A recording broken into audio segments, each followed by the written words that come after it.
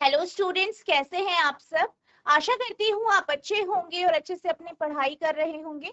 मैं मोनिका रावत आपका स्वागत करती हूँ आईसीटी वर्चुअल क्लासरूम देहरादून में। बच्चों, आज हम क्लास 10th का जो आपका सब्जेक्ट है साइंस, उसका जो आपका 2024 का प्रश्न पत्र है उसे हम डिस्कस करेंगे। तो बच्चों, जैसे कि आप जानते हैं कि पिछले लेक्चर में हमने इस प्रश्न पत्र के कुछ क्वेश्चंस को डिस्कस किया था। आई होप आपको ये क्वेश्चन समझ में आए होंगे। प्रश्न है उन्हें डिस्कस करेंगे। तो बच्चों, आज का आपका पहला प्रश्न है, एक 2 सेंटीमीटर लंबा बिंब 10 सेंटीमीटर फोकस दूरी के उत्तल लेंस के मुख्य अक्ष के लंबवत रखा है। क्या है कि एक बिंब है, एक वस्तु है जिसकी ऊंचाई कितनी है, 2 सेंटीमीटर। जिसकी ऊंचाई कितनी है, 2 सेंटीमीटर है, और इसे कहाँ पे रखा गया है, इसे उत्तल लेंस से 10 सेंटीमीटर की दूरी पर रखा है। यानी आपको वस्तु की हाइट यानी h का मान दिया गया है, साथ ही साथ आपको u का मान यहाँ पे दिया गया है। और क्या कहा गया है कि इस वस्तु को उत्तल लेंस यानी जो आपका कॉन्केव लेंस होता है इसके सामने, सॉरी कॉन्वेक्स लेंस जो होता है उत्तल लेंस के सामने रखा गया। बिंब की दूरी 15 सेंटीमीटर है। ठीक है, बिंब की, सॉरी ये आपकी क्या है, बिंब की दूरी है, और ये आपका क्या दिया गया है, फोकल। ठीक है, तो 10 सेंटीमीटर यहाँ पे फोकल लेंथ दी गई है, एफ का मान दिया गया है, और बिंब की जो दूरी है, बिंब की जो दूरी है वो कितनी दी गई है, u।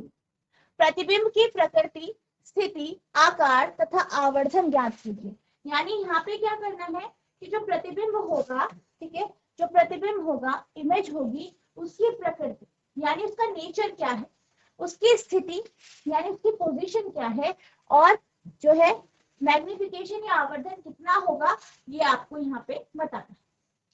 A 2 centimeter long object is placed perpendicular to the principal axis of a convex lens of focal length 10 centimeter. The distance of the image is 15 centimeter.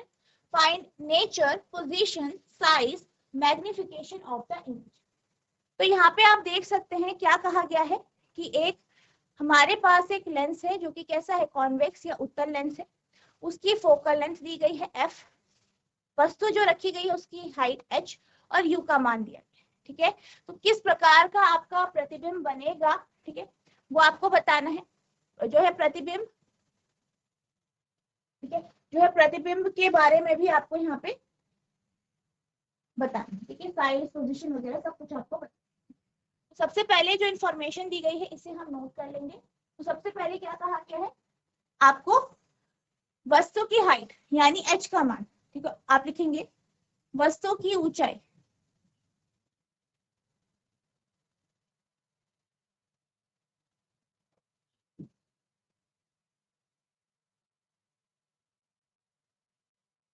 Height of object,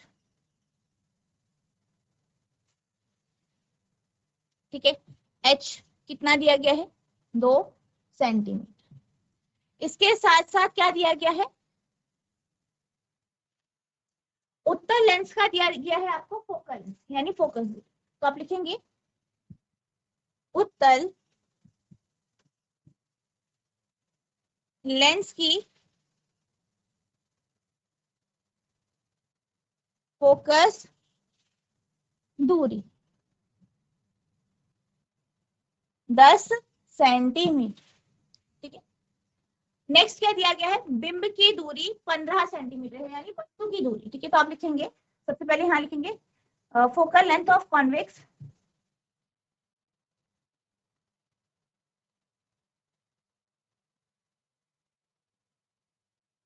convex lens कितना दिया गया है, 10 centimetre. अब यहाँ पे अगर हम focal length की बात करें, किसका बोला गया है, कॉन्वेक्स लेंस, ठीक है, यानी उत्तल लेंस। अब उत्तल लेंस का अगर हम फोकल लेंथ की बात करें, आपका उत्तल लेंस कैसा होता है, ये आपका क्या है, उत्तल लेंस है। अवतल लेंस ऐसा होता है। ठीक है, तो यहाँ पे इसका जो फोकल लेंथ होगा वो कैसा होगा, आप देख सकते हैं पॉजिटिव, तो ये आपका प्लस साइन के साथ। ठीक है, नेक्स्ट है बिंब की दूरी 15 सेंटीमीटर है। यानी क्या कहा गया है कि जो बिंब है, वस्तु है, उसकी दूरी ये आपका ऑब्जेक्ट होगा, इमेज नहीं होगा।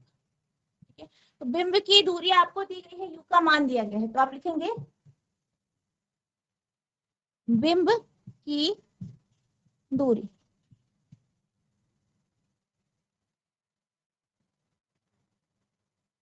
Distance of object, distance of object, बिंब की दूरी,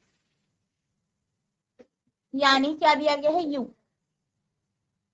तो यू कितना दिया गया है आपका 15, तो ये आपका नेगेटिव होगा, क्योंकि आप जानते हैं क्यों होगा नेगेटिव, क्योंकि वस्तु को हम कहाँ रखते हैं, दर्पण है चाहे लेंस है, लेंस के आगे फ्रंट में या लेफ्ट साइड या बाईं ओर, तो यहाँ पे आपका साइन नेगेटिव। ठीक है, तो यहाँ पे आपके पास यू है, एफ है, एच है। आपको बताना है प्रतिबिंब की स्थिति क्या होगी, साइज क्या होगा, उसका आवर्धन क्या होगा, नेचर क्या होगा। ठीक है, तो सबसे पहले ये इंफॉर्मेशन आप यहाँ पे नोट कर लेंगे। ठीक है, ठीक है। अब यहाँ पे हम जो है आपका जो दर्पण सूत्र है, सॉरी यहाँ पे लेंस की हम बात करें, तो यहाँ पे जो आपका लेंस सूत्र है उसका हम उपयोग करेंगे। तो क्या है आपका लेंस सूत्र, 1/v माइनस 1/u बराबर 1/f। ठीक है, तो ये आपका क्या है, ठीक है, तो ये क्या है आपका लेंस सूत्र। ठीक है, 1/v माइनस 1/u बराबर 1/f, वैल्यूज रख देंगे। ठीक है, 1/v आपको निकालना है माइनस 1/u, तो u की वैल्यू जो है वो कितनी है, -15। f की वैल्यू कितनी है, f की वैल्यू कितनी है आपकी +10। 1/v इक्वल्स टू 1/10, इधर आ जाएगा तो +1/-15, माइनस है इधर चल जाएगा तो प्लस हो जाएगा, तो +1/-15 सॉल्व करेंगे। 1/v इक्वल्स टू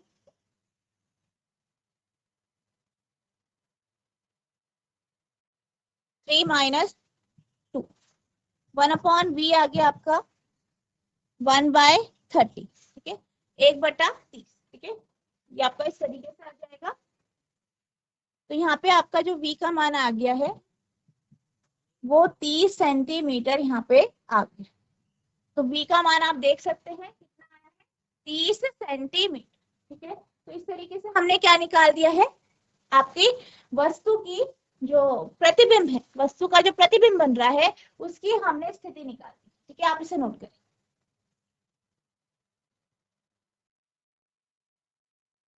नेक्स्ट हमें नेचर बताना है कि वस्तु का जो प्रतिबिंब है वो कैसा होगा। स्थिति हमें पता चल गई, क्या है, v बराबर 30 सेंटीमीटर, यानी इसका अर्थ क्या है, इसका अर्थ ये है कि जो आपका प्रतिबिंब है वो लेंस के जो है दाहिनी ओर बने। ठीक है, राइट साइड में बनेगा। कैसे पता चला, प्लस साइन। ठीक है, क्योंकि साइन कैसा है, प्लस। ठीक है, अब यहाँ पे हमें क्या किया गया है, हाइट दी गई है। ठीक है, आपको क्या बताना है, जो आपका प्रतिबिंब है उसका नेचर, उसकी प्रकृति।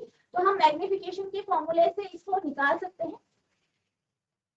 तो मैग्निफिकेशन का फॉर्मूला, आवर्धन का फॉर्मूला क्या होता है, h'/h या v/u।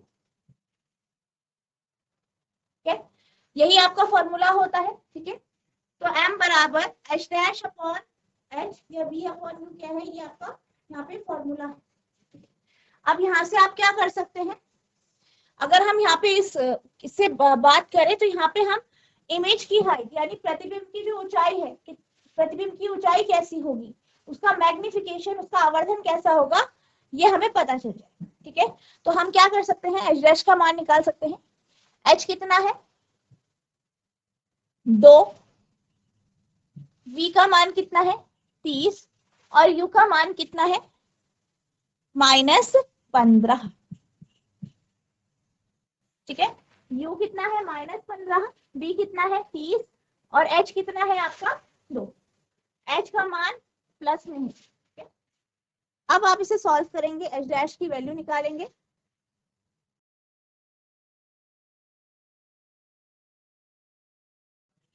तो कितना आ गया है -4, ठीक है, -4 सेंटीमीटर। कितना आया है -4 सेंटीमीटर।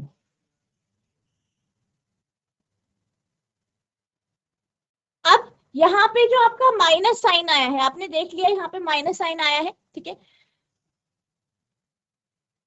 तो यहाँ पे जो हाइट है या जो ऊंचाई है, इसमें माइनस साइन आया है, इसका अर्थ क्या है? ठीक है, प्रतिबिंब की जो ऊंचाई है वो नेगेटिव में आई है, माइनस में आई है, इसका अर्थ क्या है? जीआईसी कोड द्वार, कोई एक बच्चा माइक ले लीजिए। जीआईसी कोड द्वार, बेटा माइक ले लीजिए। यहाँ पे जो हमारा प्रतिबिंब की ऊंचाई है वो नेगेटिव में आई है। नेगेटिव का मतलब क्या है? नेगेटिव का अर्थ क्या है? Hello ma'am. हेलो बेटा, गुड मॉर्निंग बेटा। गुड आपका नाम मॉर्निंग क्या मैम। है? मैम ये अब मैम शालिक। ठीक है शालिक बेटा, बताइए कि नेगेटिव का मतलब क्या है यहाँ पे? मैम ये मैम ऋणात्मक में है मैम, -4 हाँ, सेंटीमीटर। Very good. तो इसका मतलब क्या है? अगर हाइट आपकी, ऊंचाई, प्रतिबिंब की ऊंचाई माइनस में आई है, ऋणात्मक आई है, नेगेटिव आई है, तो इसका अर्थ क्या हुआ? मैम इसका अर्थ तो मैम पता नहीं है मैम, सॉरी ठीक मैम। है, अच्छा, अगर यहाँ पे हमारे पास हाइट कितनी है, आपकी वस्तु की हाइट कितनी है? 2, ठीक है। प्रतिबिंब की ऊंचाई कितनी तो आई? Yes 4 ma'am. आई। तो इसका अर्थ क्या है? माइ माइनस साइन नहीं, यहाँ पे 2 है, ठीक है, ऊंचाई है वो 2 सेंटीमीटर, और जो हमें प्रतिबिंब प्राप्त हुआ है उसकी कितनी है? 4 सेंटीमीटर। तो यहाँ पे से आप कुछ निष्कर्ष निकाल सकते हैं। वस्तु की हाइट जो है वो है आपकी 2, प्रतिबिंब की जो है माइनस में है, माइनस साइन को नहीं देख रहे हम, सिर्फ ये वैल्यू देख रहे हैं, मान देख रहे हैं। हाइट कितनी है? 2, प्रतिबिंब की हाइट 4। तो इससे क्या पता चलता है? अब क्या कह सकते हैं प्रतिबिंब के बारे में? मैम h = 2 सेंटीमीटर वाला मैम बड़ा होगा मैम। जो h है, ये आपका जो ऑब्जेक्ट होता है ना, वस्तु होती है, उसकी हाइट है, ठीक है। h जो है आपकी वस्तु की हाइट है। अब उसका जो प्रतिबिंब बना है, ठीक है, उसकी जो इमेज बनी है, उसकी ऊंचाई 4 सेंटीमीटर है। तो इमेज जो है, प्रतिबिंब जो है, वो वस्तु से बड़ी है या छोटी है? माइनस साइन नहीं देखना है, सभी यहाँ पे इग्नोर कर दीजिए, सिर्फ वैल्यू ले। मैम वस्तु मैम उससे बड़ी है मैम। वस्तु प्रतिबिंब से बड़ी है? बेटा 4 बड़ा होता है कि 2 बड़ा होता है? मैम 4 बड़ा होता है मैम। हाँ, तो फिर तो यहाँ पे हाइट h डैश, प्रतिबिंब की हाइट कितनी है? 4 है ना, तो 4 है, और बिंब की कितनी है? 2 है, वस्तु की 2 है, तो आपकी हाइट 2। जो है प्रतिबिंब की वो ज्यादा है, ठीक है, यानी आपका जो प्रतिबिंब होगा वो बड़ा होगा। तो आप देख सकते हैं दुगना है, डबल हो रहा है ना, दुगना हो रहा है, यस ठीक मैम। है बेटा। हाँ, तो यहाँ पे हम इस तरीके से ठीक भी है मैम। निकाल सकते हैं, मैग्निफिकेशन से भी। आप बैठ जाइए, ठीक है। तो यहाँ पे क्या आया है आपका? बेटा बैठ जाइए आप। यहाँ पे h डैश नेगेटिव आया है। नेगेटिव का अर्थ क्या है? नेगेटिव का अर्थ ये है कि जो आपका प्रतिबिंब है वो कहाँ पे बन रहा है? वो जो आपका मुख्य अक्ष है, प्रिंसिपल एक्सिस है, उसके नीचे बन रहा है, यानी उल्टा प्रतिबिंब बन रहा है। जब आप साइन कन्वेंशन पढ़ते हो, ठीक है, इस चीज का आपको ध्यान रखना है, जब भी हम साइन कन्वेंशन पढ़ते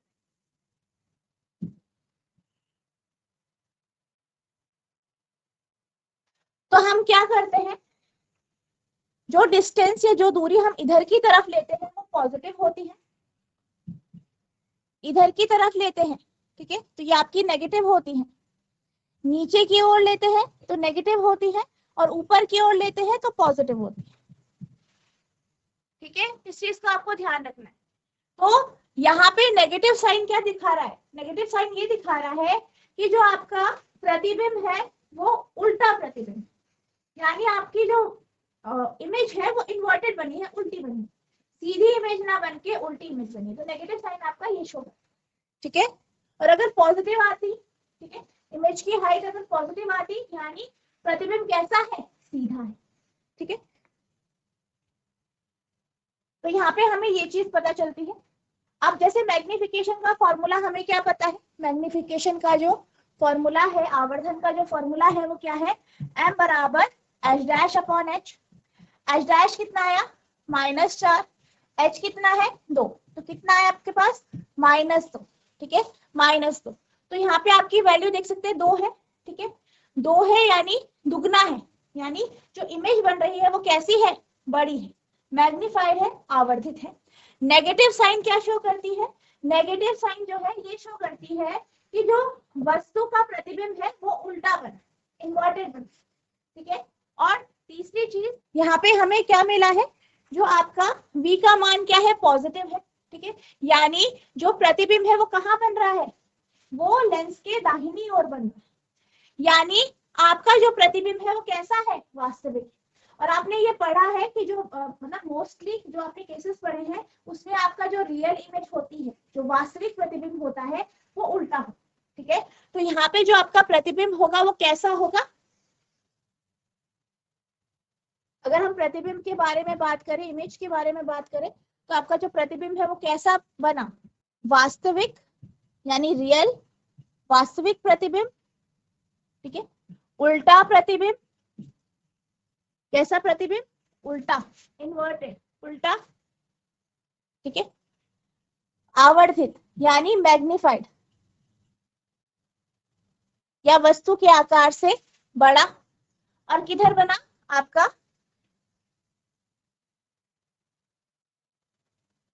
30 सेंटीमीटर लेंस के दाहिनी ओर या दाईं ओर, ठीक है, ठीक है। तो यहाँ पे हमारा जो है इस तरीके का हमें यहाँ पे इंफॉर्मेशन मिली। कैसे पता चला, v निकाला हमने, v से हमें पता चल गया पॉजिटिव साइन है, ठीक है, धनात्मक है, तो किधर होगा आपका, दाहिनी ओर होगा, ठीक है। दूसरा, हाइट की अगर हम बात करें, हमने प्रतिबिंब की ऊंचाई निकाली, नेगेटिव में आई यानी उल्टा प्रतिबिंब, 4 सेंटीमीटर है और हाइट कितनी है इसकी 2, तो बड़ा है, इमेज बड़ी है यानी आवर्धित आपका प्रतिबिंब बना, ठीक है। तो यहाँ पे ये आपकी इंफॉर्मेशन यहाँ पे आ जाएगी। इस तरीके से आपको प्रतिबिंब की जो प्रकृति है, उसकी जो स्थिति है वो आपको पता चलती है। तो इस तरीके से आपको इस क्वेश्चन को सॉल्व करना, ठीक है, आप इसे नोट करें। अब हम चलते हैं अगले प्रश्न की ओर। तो यहाँ पे जो आपका अगला प्रश्न है ये आप देख सकते हैं, इसके 2 भाग यहाँ पे दिए गए हैं। पहला है प्रकाश के अपवर्तन के नियम लिखिए, यानी state the law of refraction, यानी आपको अपवर्तन के नियम बताने हैं। नेक्स्ट है जो अगला प्रश्न है वो है किसी अंतरिक्ष यात्री को आकाश नीले की अपेक्षा काला क्यों प्रतीत हो, why does the sky appear dark instead of blue when it's to? ठीक है, तो ये आपके 2 प्रश्न हैं, ठीक है, ये आपके 2-2 मार्क्स के प्रश्न हैं। सबसे पहले है प्रकाश का अपवर्तन, ठीक है, वीआईपी तैयार तो होगी, जिस बच्चे के हाथ में माइक है वही ले लीजिए, कोई बात कीजिए। Hello, hello ma'am. हाँ जी बेटा, आ रही है आपकी आवाज। आपका नाम क्या है मैम? राहुल गलफड़िया। बेटा दोबारा बोलिए। मैम राहुल गलफड़िया। राहुल बेटा, आप ये बताइए कि अपवर्तन क्या होता है, रिफ्रैक्शन क्या होता है। मैम आपतित किरण और अपवर्तित किरण। अब भी लंबा। आप सिंपल सी भाषा में बताइए कि अपवर्तन क्या होता है, रिफ्रैक्शन क्या होता है। किरण का किसी सतह से टकराकर वापस उसी माध्यम में जाना। बेटा वो परावर्तन होता है, रिफ्लेक्शन, ये रिफ्रैक्शन बोल रही है, रिफ्रैक्शन यानी अपवर्तन, वो परावर्तन होता है, ये अपवर्तन, अपवर्तन क्या होता है, refraction. I don't know. Don't know, आप कौन सी क्लास में, मैम 10th। 10th में। आपने पढ़ा नहीं अपवर्तन, अपवर्तन तो क्लास 8th में भी पढ़ते हैं। मैम प्रकाश का किसी निचले सतह से टकराना। नहीं, यहाँ टकराने की बात नहीं होती, ठीक है। तो आपको उसके नियम आते हैं? क्या आपको उसके नियम पता है? मैम आपतित और अभिलंब। आपके बगल में जो बच्चा है उसको दे दीजिए माइक, आप बैठ जाइए। Good morning ma'am. Good morning बेटा। अपवर्तन क्या होता है? रिफ्रैक्शन क्या होता है? अपवर्तन। अपवर्तन के दो नियम है। ठीक है, पर अपवर्तन होता क्या है? नियम तो आप बाद में पढ़ेंगे ना, पहले आपको पता होना चाहिए अपवर्तन क्या होता है। प्रकाश का किसी सतह से वापस जाना। जब किसी सतह से प्रकाश टकराती है और फिर वापस उसी माध्यम में चली जाती है, उसी मीडियम में चली जाती है, तो वो आपका परावर्तन होता है, रिफ्लेक्शन। ठीक है, यहाँ पे मैं किसकी बात कर रही हूँ? अपवर्तन यानी रिफ्रैक्शन। बेटा आपके एग्जाम है, आपको रिफ्रैक्शन नहीं पता है कि रिफ्रैक्शन क्या होता है? बेसिक कॉन्सेप्ट जो है, अपवर्तन क्या होता है। जो आपके साथ तीसरा बच्चा है उसको आता है अपवर्तन? अपवर्तन का मतलब क्या होता है? Good morning ma'am. Good morning बेटा, आपका नाम क्या है? हिमांशु। हाँ जी बेटा, बताइए आप, अपवर्तन क्या होता है? मैम किसी माध्यम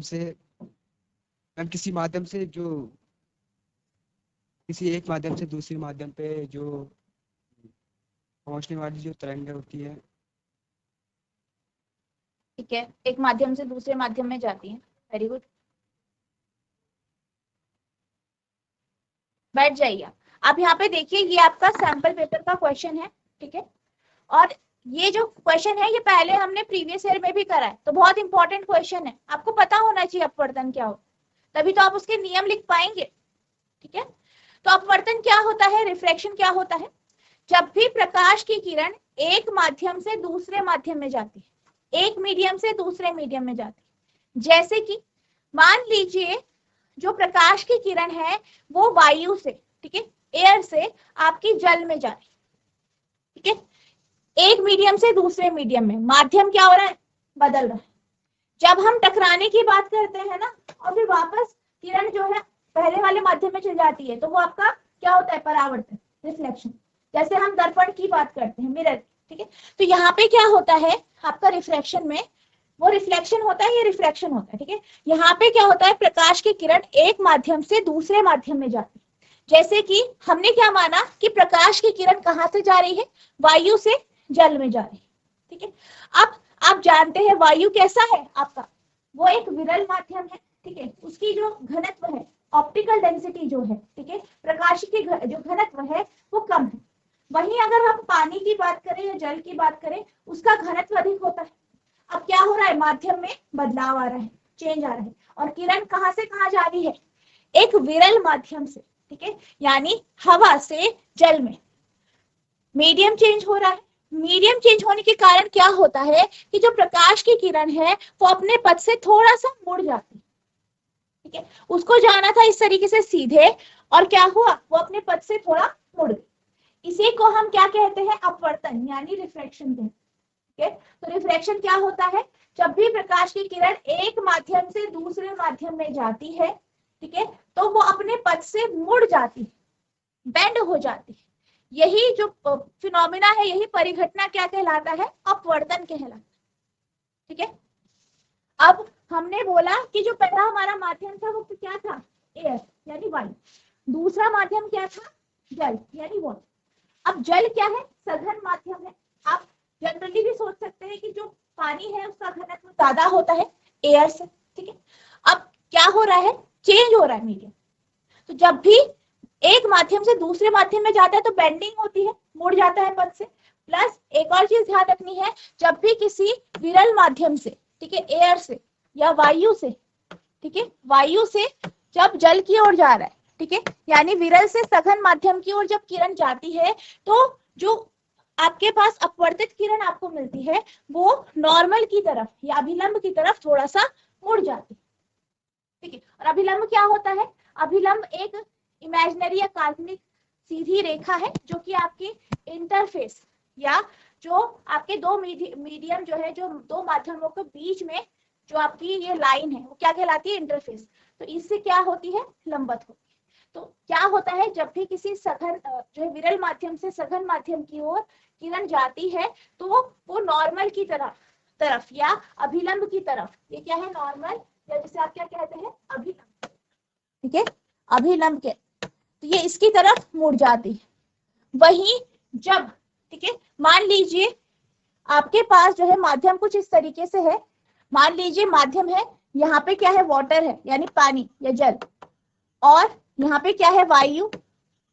अब जल क्या है, सघन माध्यम है, इसका प्रकाशित घनत्व क्या है, अधिक है वायु के कंपैरिजन में, वायु की तुलना में। तो इस केस में क्या होता है, जब किरण पानी से या जल से वायु की ओर जाती है तो किरण क्या हो जाती है, ये मुड़ती है, लेकिन अभिलंब से दूर, ठीक है। तो ये पता होना चाहिए आपको, ये बेसिक कॉन्सेप्ट, ठीक है।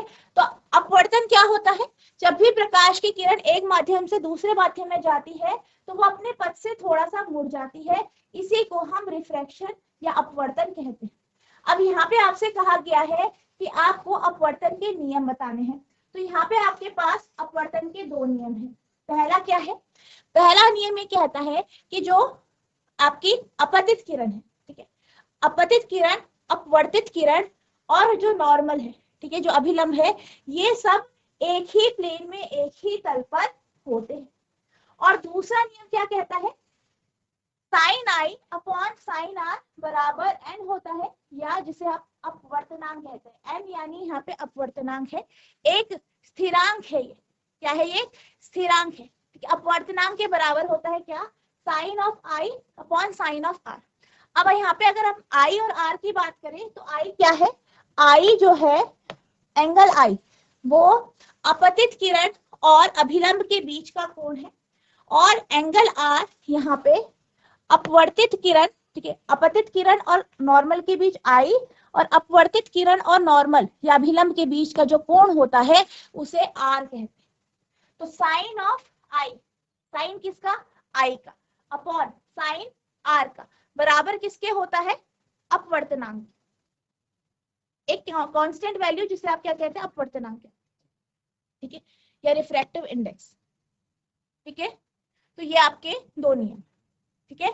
तो क्या आपको अपवर्तन क्लियर हो गया है, जीआईसी दयार तोली, जीआईसी दयार तोली, क्या आपको अपवर्तन क्लियर हो गया, अपवर्तन क्या होता है?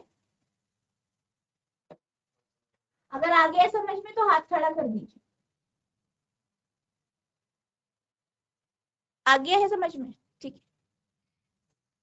अब हम बात करते हैं इसके आंसर की। Law of reflection, the incident ray, the refracted रे and the normal to the interface of two transparent medium at the point of incidence all lie in the same plane. क्या कहते हैं, क्या कहा गया है कि जो अपतित किरण है, अपवर्तित किरण है और अभिलंब है, जो कहां पर है, आपके इंटरफेस में, दो माध्यम के इंटरफेस में, उसकी बाउंड्री में है, ये सब कहाँ लाई करते हैं, कहाँ पे होते हैं, एक ही तल पर, एक ही प्लेन पर। दूसरा नियम है, the ratio of sine of angle of incidence to the sine of angle of refraction is a constant. क्या कहा गया है कि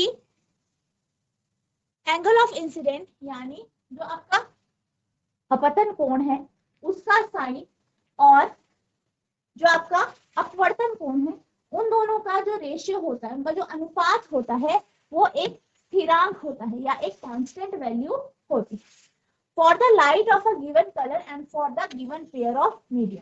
और ये क्या होता है, ये जो आपका लाइट है, जो प्रकाश है, प्रकाश का जिस कलर को, जिस रंग को आपने लिया है, उसके लिए ये हमेशा कांस्टेंट होता है, उसके लिए हमेशा स्थिर होता है। और साथ ही साथ जो भी आपने माध्यम का पेयर लिया है, यानी जो भी आपने पेयर लिया है, जैसे कि यहाँ पे हमने वायु और जल की बात करी, आप वायु जल के लिए जो होगा आपका जो ये वैल्यू होगी, ठीक है, sine i upon sine r, वो हमेशा एक जैसी होगी।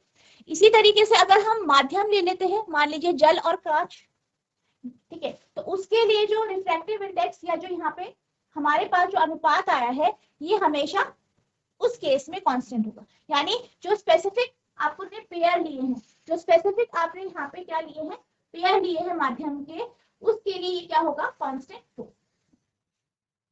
This law is also known as Snell's law of refraction. इसको हम क्या कहते हैं, स्नेल का नियम, ठीक है, स्नेल का नियम भी कहते हैं। equals to sin I upon sin r. This constant is called refractive index. अब जो यहाँ पे n है वो क्या है, एक स्थिरांक है, और इसको हम क्या कहते हैं, refractive index of the second medium with respect to first.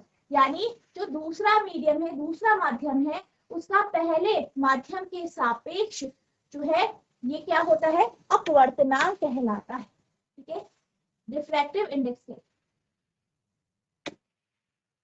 अपवर्तन के नियम, अपतित किरण और अपतन बिंदु पर दो पारदर्शी मीडिया के इंटरफेस का अभिलंब सभी एक ही तल में होते हैं।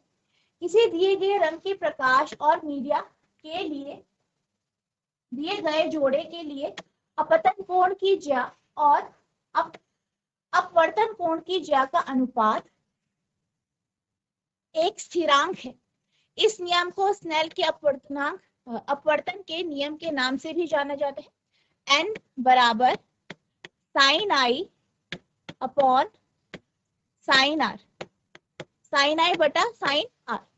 इस स्थिरांक को पहले माध्यम के सापेक्ष दूसरे माध्यम का अपवर्तनांक भी कहा जाता है।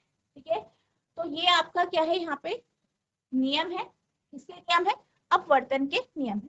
आई होप आपको ये समझ में आ गए होंगे, आप इसे नोट करेंगे।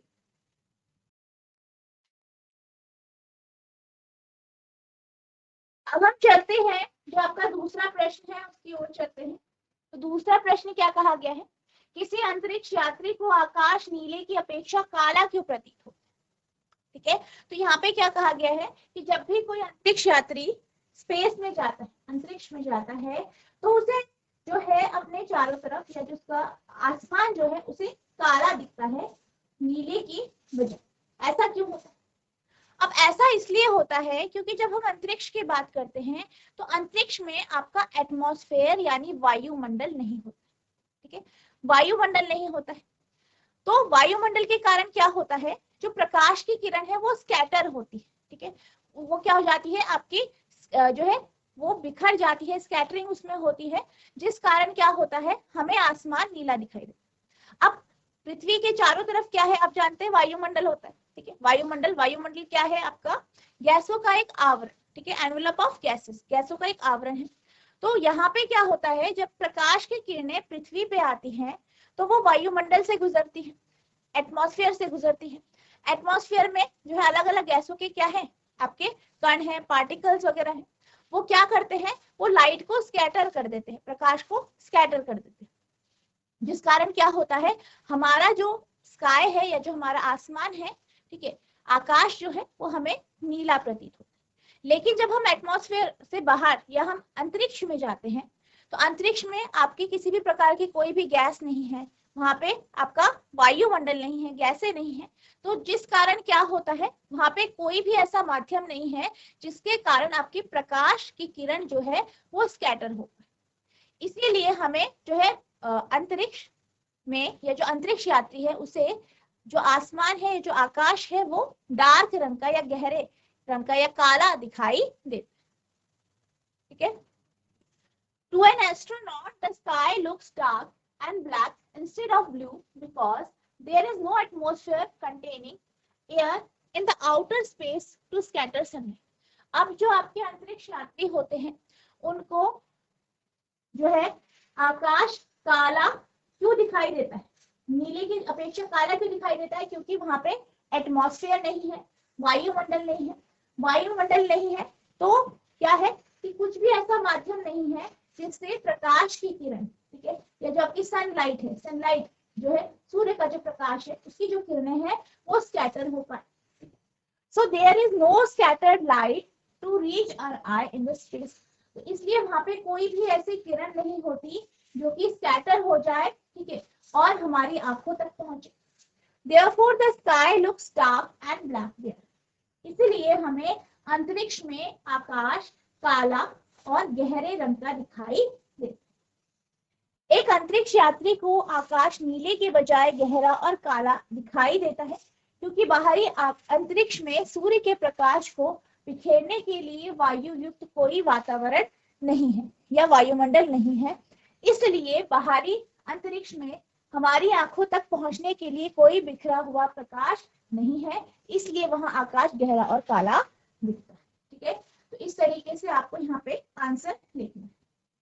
क्या आपको ये क्वेश्चन समझ में आ गया है? हाथ खड़ा कीजिए। ठीक है, जीआईसी दयार तोली। ठीक है, तो यहाँ पे आप नोट करें।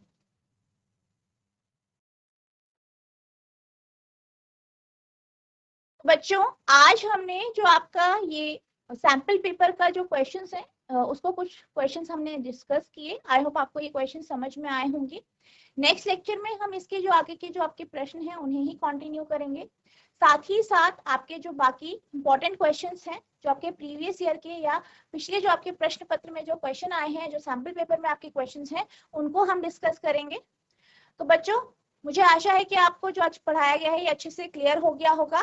आपको इन सबको रिवाइज करना है। अगर आपको कोई भी डाउट होता है तो नेक्स्ट लेक्चर में आप पूछ सकते हैं। तो बच्चों, आज के लिए बस इतना ही। मिलते हैं अब नेक्स्ट सेशन में। तब तक के लिए thank you and have a nice day.